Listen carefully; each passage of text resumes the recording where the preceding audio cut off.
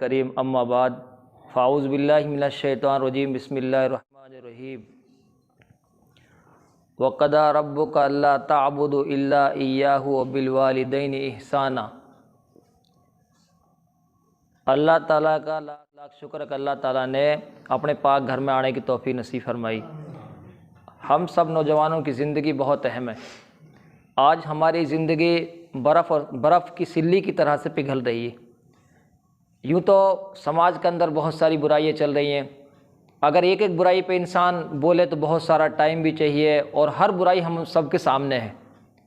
جیسے کہ جوا کی شکل ہے تو جوا کی بہت ساری شکلیں ہیں، کہیں سیشن کی شکل میں، کہیں پبجی کی شکل میں آ گئی ہے، کہیں کسی اور طریقے سے۔ ہر کھیل ناجائز اسلام کے اندر۔ تو جیسے جوئے کی بھی میں نے بتایا کہ بہت ساری شکلیں ہیں، ایسے ہی سود، کہیں رشوت، یہ ساری بہت ساری برائیاں ہیں۔ اور سب سے جو خطرناک برائی ہے آج جو پوری میوات کے اندر، پورے ملک کے اندر جو بیماری ہے وہ شراب کی بیماری۔ شراب کے بارے میں کہ شراب تو ہر برائی کی جڑ ہے۔ پہلے زمانے میں ایک عورت نے کسی بزرگ کو بلا لیا دھوکے سے۔ جب بزرگ گھر میں آیا تو اس نے دیکھا کہ ایک بچہ ہے وہاں پر اور شراب رکھی ہوئی ہے اور ایک عورت ہے وہاں پر۔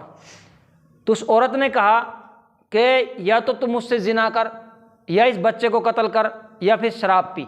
ان تینوں کاموں میں سے تجھے ایک کام کرنا پڑے گا، ورنہ تو پھر میں شور مچا دوں گی۔ اب ایک عزت دار آدمی، ایک بزرگ آدمی، اس کو بڑا ڈر لگنے لگا، تو اس نے سوچ بچار کیا کہ مجھے کیا کرنا ہے۔ عورت کے بارے میں سوچا کہ میں زنا بھی نہیں کر سکتا، یہ کسی دوسرے کا حق ہے۔ بچے کو بھی میں نہیں مار سکتا کہ بے گناہ کسی معصوم بچے کو قتل کرنا یہ بھی ایک بہت بڑا گناہ ہے اسلام کے اندر۔ تو پھر اس نے سوچا کہ میں شراب پی لوں، شراب میں پیوں گا، توبہ کر لوں گا اور کلی کر لوں گا باہر نکل کر۔ یہ اتنا بڑا اس نے نہیں شراب کو کم گناہ سمجھا۔ جب اس بزرگ نے شراب پی تو شراب کا جب نشہ چڑھا تو پھر اس نے بچے کو بھی قتل کر دیا اور اس عورت سے زنا بھی کر لیا۔ یہ شراب کی برائی ہے۔ آج جو ہمارے نوجوان شراب پیتے ہیں ان کے بچوں کی حالت دیکھو جا کر، ان کی بیویوں سے پوچھو ان کی حالت کہ ان کے گھر کے اندر کیا کنڈیشن ہے اور ان کی کیسی زندگی ان کی گزر رہی ہے۔ بڑی دکھ کے ساتھ کہ جب ایک شرابی کی حالت کے جب سامنے آتی ہے تو یوں میں بتا رہا کہ بہت ساری برائیاں ہیں، لیکن جو اس وقت میں جو سب سے بڑی برائی ہے وہ ہے جیسے کہ زنا کا بڑھ جانا۔ ملک کے اندر آج زنا ایک عام ہوتا جا رہا ہے، تو اس برائی کو روکنے کے لیے آپشن ایک ہے، اور وہ آپشن یہ ہے کہ اللہ کے رسول صلی اللہ علیہ وسلم نے کہا کہ نکاحوں کو آسان بناؤ، نکاح آسان بناؤ، زنا اپنے آپ ختم ہو جائیں گے۔ آج ان تمام برائیوں کے پیچھے ایک دہیز ہے۔ آج میوات کے اندر سب سے بڑا جو مصیبت کھڑی ہو گئی ہے وہ کارن ہے دہیز۔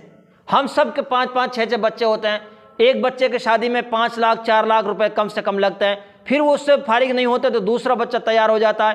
ہمارا سارا کمائی، سارا پیسہ ہماری شادیوں میں اور دہیج میں لگتا ہے، جس کا نتیجہ یہ ہوتا ہے کہ ہمارے بچے پڑھ نہیں پاتے۔ آج گجرات کے اندر شادیاں بالکل آسان کرتے ہیں، لیکن جتنا ان کا بیلنس ہوتا ہے، جتنا ان کا پیسے ہوتے ہیں، اس سارے پیسوں کو بچے کی تعلیم پہ لگاتے ہیں، اور پھر نتیجہ یہ کہ غیر مسلم جا کر ان کے گھروں کی صفائی کرتے ہیں۔ ان کے بچے IPS، بڑے بڑے انجینئر، بڑے بڑے ڈاکٹر ان کے بچے ملتے ہیں۔ کیوں؟ اس لیے کہ سارا پیسہ انہوں نے بچوں کی تعلیم پر، بچوں کی پڑھائی پر لگایا ہے۔ اور ہمارا پیسہ کہاں جا رہا ہے؟ ہمارا بیلنس کہاں جا رہا ہے؟ ہمارا بیلنس سارا کا سارا جو جا رہا ہے وہ دہیج میں جا رہا ہے۔ دہیج وہ چیز ہے کہ پہلے 2 گھر برباد ہوتے تھے، لیکن اب تو سننے میں آ رہا ہے کہ 3 گھر برباد ہو رہے ہیں۔ آپ سوچیں گے کون سے؟ اگر میں کسی سے ٹریکٹر مانگوں گا، کسی سے گاڑی مانگوں گا، تو مجھے مہر بھی اتنا ہی لے جانا پڑے گا۔ دونوں گھر برباد، لڑکی والا بھی برباد ہو رہا ہے اور لڑکا والا بھی برباد ہو رہا ہے، اور تیسرا گھر جو برباد ہو رہا ہے بیچ میں وہ بھات بھرنے والے ہیں۔ وہ بھات بھرنا، اگر اتنا بھات نہیں بھرا تو پھر اسے لڑائی جھگڑے، دنگے فساد شروع ہوتے ہیں۔ اور آج کتنی لڑکیاں ہیں اپنے گھروں میں بیٹھی ہوئی ہیں شادی ہونے کے بعد۔ کیوں؟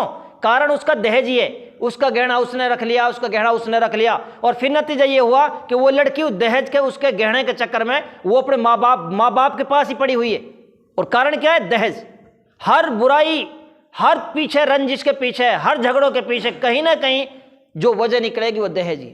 اس لیے ہمارے نوجوان ساتھی ہم اپنے دلوں میں ایک عہد کریں، ہمیں شادیاں کرنی ہے، اللہ کے رسول صلی اللہ علیہ وسلم نے جو طریقہ بتایا وہ ہمیں اس کے مطابق ہمیں شادی کرنی ہے۔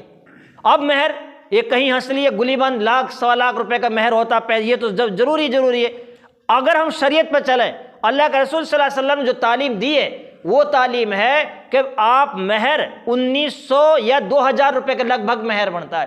اب ایک ریہڑی والا آدمی 8 دن کی کمائی کرنے کے بعد، 8 دن ریہڑی لگانے کے بعد اپنے بچے کی شادی کرنے کا کوئی مسئلہ نہیں ہے، لیکن بات در اسی لیے ہے کہ ہم نے شریعت کو ٹھکرا دیا ہے، ہم نے آپ صلی اللہ علیہ وسلم کو سنتوں کو ٹھکرا دیا ہے، اور جس کا نتیجہ آج ہم بھگت رہے ہیں۔ اس لیے میرے نوجوان ساتھیوں، ہم سب اپنے دلوں میں ایک ارادہ کریں کہ نہیں کچھ بھی ہو لیکن مجھے تو شادیاں آپ صلی اللہ علیہ وسلم کے طریقے کے مطابق کرنی ہے۔